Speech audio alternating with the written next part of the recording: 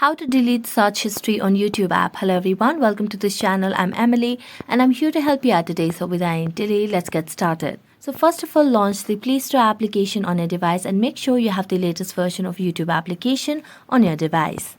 So search for YouTube, and as you can see on the screen over here, you'll be able to see that there's no option of update, which means we have the latest version of YouTube application. So we're going to tap on open and it will land us to the YouTube application. Make sure that you have logged into your account. Now tap on your profile at the top bottom right corner of the screen, and as you do that, tap on the gear icon at the top right corner.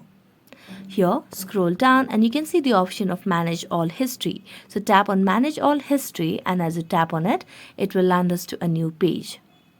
So here you will be able to see the option over here which says delete. So just tap on delete and you can tap on delete all time, and as you tap on delete all time, it will start deleting the data. So you can just tap on delete again, tap on got it, and then you can go back and then tap on the search bar, and there you go, you have deleted search history on your YouTube app. So thank you so much for watching this video and see you next time.